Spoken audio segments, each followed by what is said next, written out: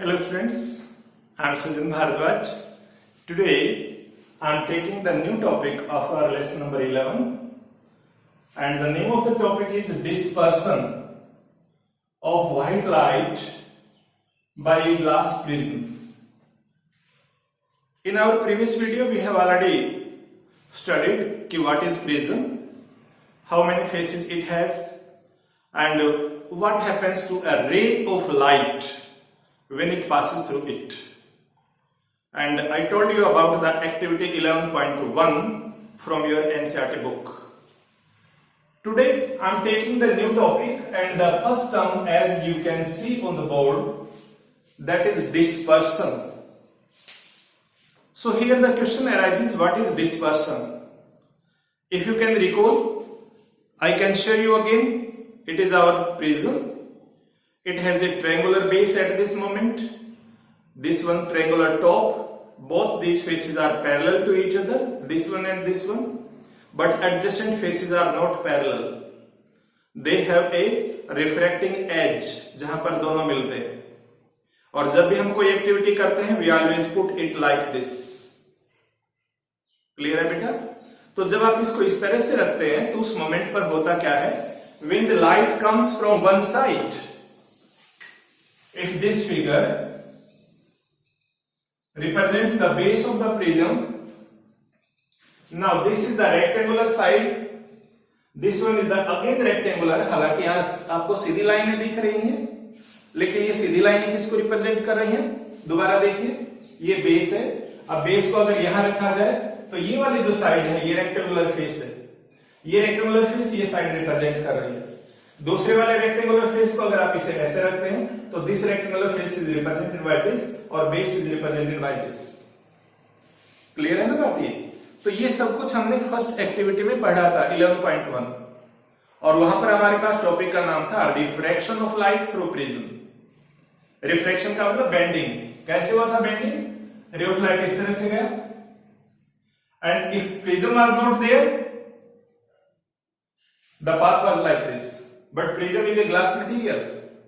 It is denser. पढ़ लिया ना ये? Ray of light bends. It changes from its path. ये इस तरह से आए and then finally it come outside. This is the refraction through prism. याद करिए यहां लिखा था हमने ray of light, जिसको नाम दिया गया था इंसिडेंट रे. क्या नाम था बेटा? Incident ray. ये कौन सी बन गई थी? एमर्जेंट रे. आज हम रे की बात नहीं कर रहे, आज हम किसकी बात कर रहे हैं? यहां पर light. For example sunlight. Sunlight is considered as the beam. It is not a single ray. इसलिए जब भी हमारे पास हम बात करेंगे तो यहां पर प्रिज्म आप ड्रॉ करेंगे and prism will represent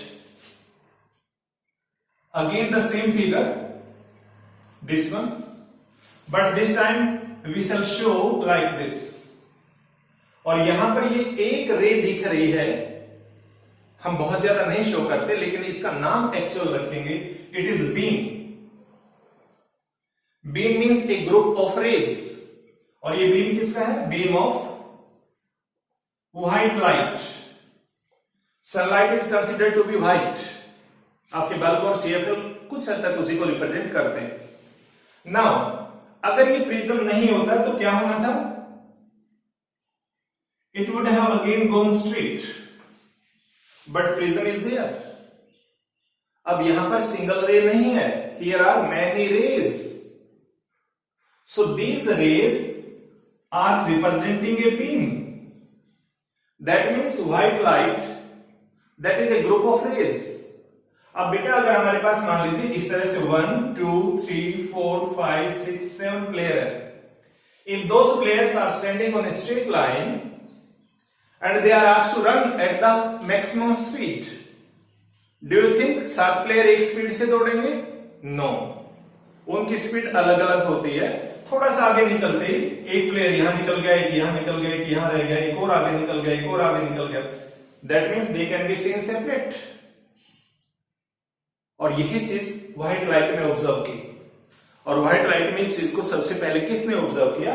again the great scientist Isaac Newton, he observe कि सनलाइट अगर किसी प्रिज्म पर फॉल करती है तो वो प्रिज्म में से जब दूसरी साइड बाहर निकलती है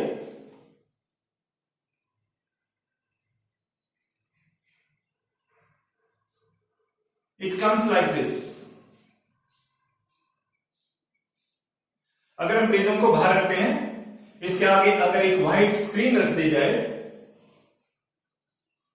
व्हाइट पेपर रख दिया जाए, व्हाइट वॉल हो सकती है, व्हाइट बोर्ड हो सकता है, then we shall see over here different colours, हमें अलग अलग कलर दिखाई देंगे। कलर कैसे दिखाई देंगे? They can be represented by an acronym, और एक्रोनियम रहेगा हमारे पास VIBGYOR। वी बोले तो violet, this lower most end colour is violet. Violet के बाद आगे है indigo, this is indigo. Similarly next one is blue, next one is green, then yellow, and then ultimate this is red. All these color will be seen on the screen। ये screen है, इस screen के ऊपर हमें ये सभी दिखाई देंगे। ये आपके पास वायलेट है, this is violet, this is indigo, this is blue, this is green, this is yellow, and this is red. So the 7 colors can be seen separately, 1 2 3 4 5 6 7।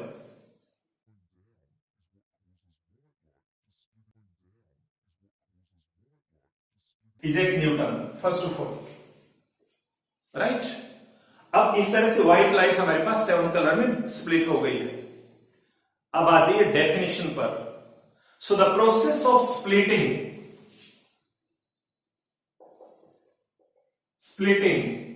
White light into A band of 7 colours. The process of splitting white light into a band of 7 color, that process is called dispersion. My point is clear? This is dispersion phenomena. You can see in the activity, अगर आप अपनी book देखेंगे, you will find activity 11.2, और अगर वहां पर figure देखेंगे 11.5, it is from NCERT book. You can go there and you can check. साथ में आपको फिगर दे रहा हूं, you can see in the video. This is spectrum. 7 color band is called spectrum.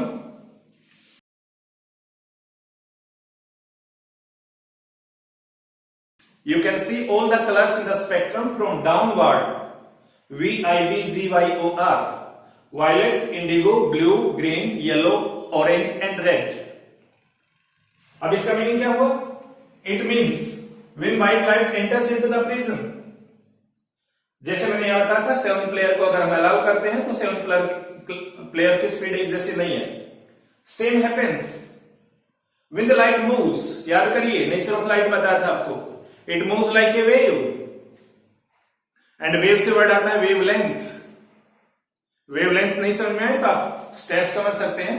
एक छोटा बच्चा है, उसके स्टेप छोटी डिस्टेंस के होंगे, उसी के साथ अगर एक बड़ा व्यक्ति चल रहा है तो उसके स्टेप्स लंबे होते हैं, और दोनों को कहा जाए कि 10 स्टेप आगे चले तो बच्चा पीछे रह जाएगा, एडल्ट आगे निकल जाएगा। This is due to the difference in the steps. तो हमारे पास जो रेड कलर होता है, रेड कलर एक्चुअली इस तरह से चलेगा। अगर हम वेव की बात करें तो from this point to this point it can be said as the wavelength. लेकिन अगर आप बात करेंगे वायलेट की, तो violet is something like this. Violet has the minimum wavelength, red has the maximum wavelength, और मैक्सिमम वेवलेंथ होने की वजह से रेड सबसे पहले बाहर निकलेगा। रेड को सिर्फ इतना सा पार्ट ट्रेवल करना पड़ा, जबकि वायलेट को इतना पार्ट ट्रेवल करना पड़ा। It is a longer path, and due to low speed it splits at the lowest end, it appears at the lowest end. तो आपसे ये पूछा जाएगा एग्जाम में, व्हाट इज स्पेक्ट्रम, तो आप बोलेंगे band of 7 colour, band of 7 colour. फिर से लिखता हूं, VIBGYOR,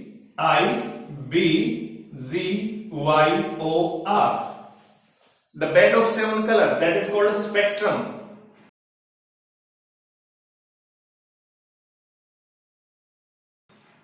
And the process of splitting white light, ये लिखा हुआ splitting white light into beam of 7 colors, this is called dispersion. My point is clear? अब ध्यान करिए, ये हमारे पास किसके लिए है? व्हाइट लाइट के लिए. White light it means that is a combination of 7 colours.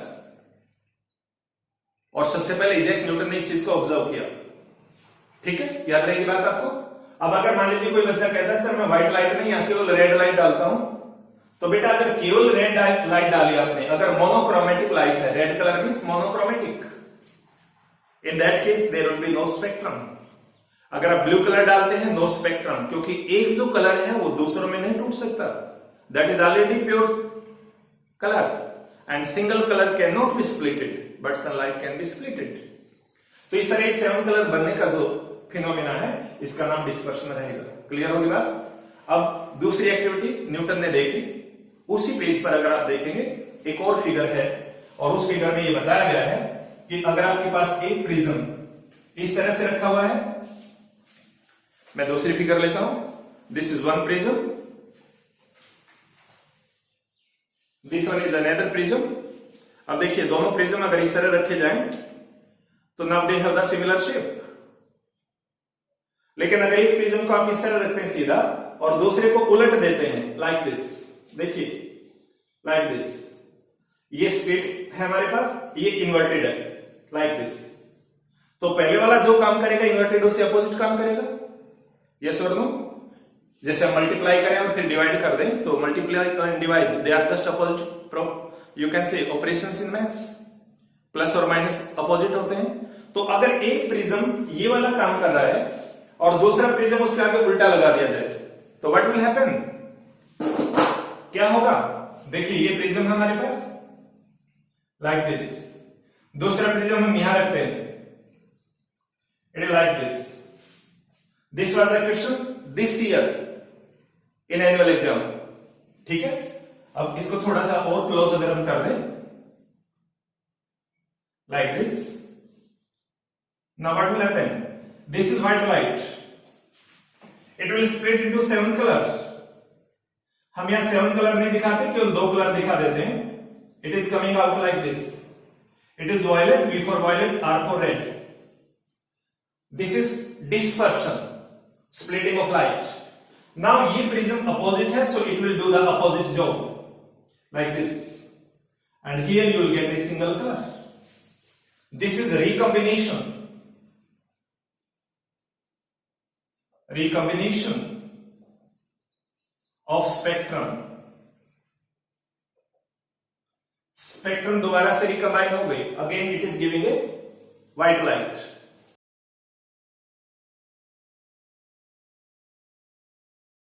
And this phenomena was again observed by Mr. Isaac Newton. However, he was not able to see all the color at his time. उस time पर वो सभी colour नहीं देख पाए थे, but he was the first person who could say sunlight consists of 7 colors. कितने colour? 7 color. And the colored band which we obtain, that is called spectrum. Spectrum का पैटर्न याद रखने के लिए आपने याद रखना है VIBGYOR. ये VIBGYOR इस एक्रोनिम को बच्चे रट लेते हैं, बट वो भूल जाते हैं. उनको लगता है एग्जाम में 1 मार्क क्वेश्चन आता है, which colour lies at the top of the spectrum, and they immediately answer violet, क्योंकि उन्होंने रट रखा है कि V पहले आया है तो ऊपर से ऐसे समथिंग. बट टेक केयर, ये जो हमारे पास पैटर्न ऑफ कलर्स है ये डाउन टू अप है, अप टू डाउन नहीं है, टॉप टू बॉटम नहीं है, बॉटम टू टॉप है. मिनिमम डेविएशन किस में रहेगा? रेड में. वेवलेंथ सबसे लंबी किसकी होगी? रेड की. और वेवलेंथ सबसे लंबी होने की वजह से ये जल्दी बिखरता नहीं है, इसलिए जितने भी डेंजर इंडिकेटर्स होते हैं वो रेड कलर के बनाए जाते हैं. क्लियर होगी बात ये? और ये कॉम्बिनेशन आपको बता दिया. अब ये जो हमारे पास इस तरह का फिनोमिना है, ये फिनोमिना अगर हम देखेंगे तो हमारे नेचर में भी हमें कई बार देखने को मिलता है. In nature you can see this phenomenon, same phenomena can be seen. आप सभी बच्चों ने एक वर्ड सुना होगा, and that is the rainbow.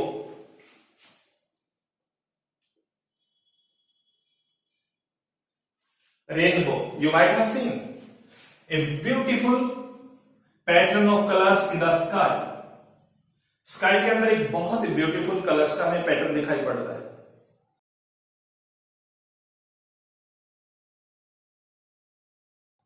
और इस पैटर्न के ऊपर होता क्या है, red colour is there and violet is there.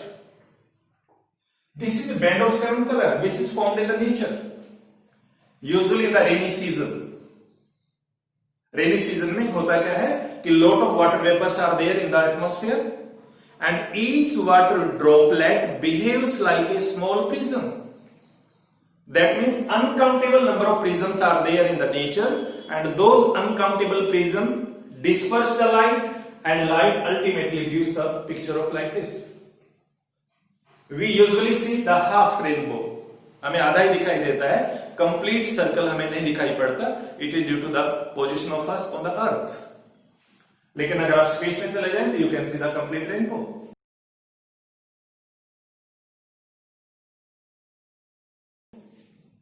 ठीक है, तो rainbow is what? It is a natural phenomena in which the light get dispersed due to the droplet present in the air.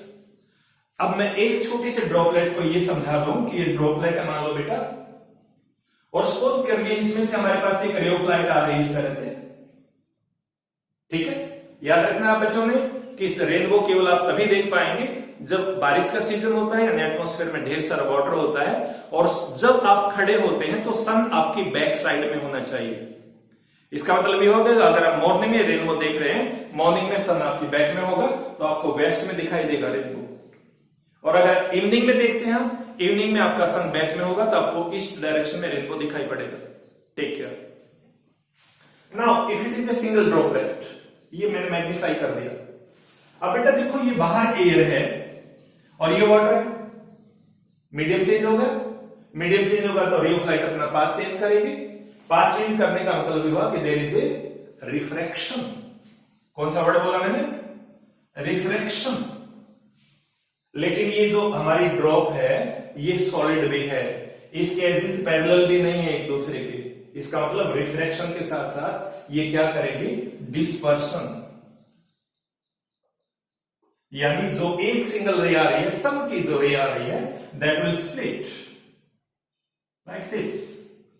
It is red colour, now it is violet colour. इस end पर जाने के बाद ये रे बाहर जाने के बजाय रिफ्लेक्ट होगी, इसका मतलब रिफ्लेक्शन। तीसरा वर्ड हमारे पास क्या आ गया? Reflection.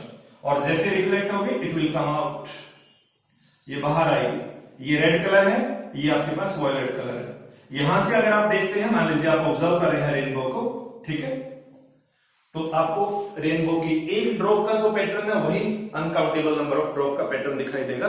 And we can see a beautiful spectrum, a spectacular scene in the sky, and that is called rainbow.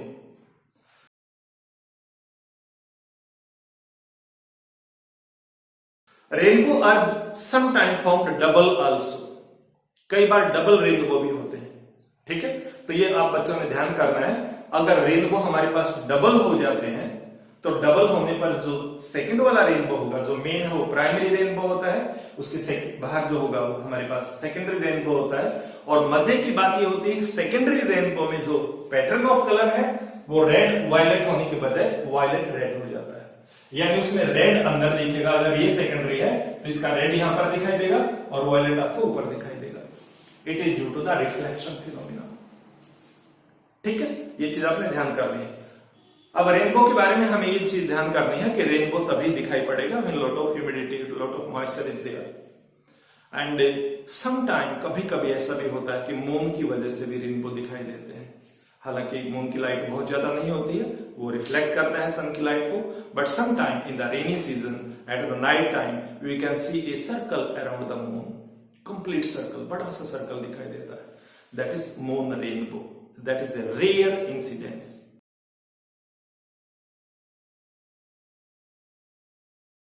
ठीक है, तो ये चीज आप बच्चों ने ध्यान कर दी। अब ये सब कुछ समझने के बाद हमें ये क्लियर हो जाना चाहिए कि लाइट जो होती है that consist of 7 colours and each colour has its own wavelength. Red colour has the longest wavelength, so it is reaches the first, that is why it least deviates क्या होता है ये, इसका डेविएशन मिनिमम होता है, और maximum deviation किसका होगा, वॉयलेट कलर का, इसलिए वॉयलेट कहां जाता है, सबसे नीचे आ जाता है। ठीक है, लास्ट वीडियो में मैंने आप बच्चों से पूछा था कि अगर एक प्रिज्म के ऊपर 90 डिग्री पर रे ऑफ लाइट फॉल करती है तो व्हाट विल हैपन। तो बेटा अगर 90 डिग्री पर कोई रे फॉल करती है तो अंदर आकर के उसका एक तरह से आप कह सकते हैं जो रिफ्रैक्शन है दैट विल नॉट हैपन, क्योंकि रे का इंक्लाइन होना जरूरी होता है। अगर ये सरफेस है, यहां इंक्लाइन रे होगी तभी रिफ्लेक्शन होगा। अगर 90 डिग्री पर ये फॉल कर रही है there will be no reflection at all, सिर्फ ये होगा कि इसकी स्पीड चेंज हो जाएगी, so will not get any major change in this case. ठीक है, आप बच्चों ने बहुत सारे अलग अलग तरह के रिस्पॉन्सेज नेट से देख करके डाले हैं। I am again thankful to you कि you are responding so well and please keep on watching.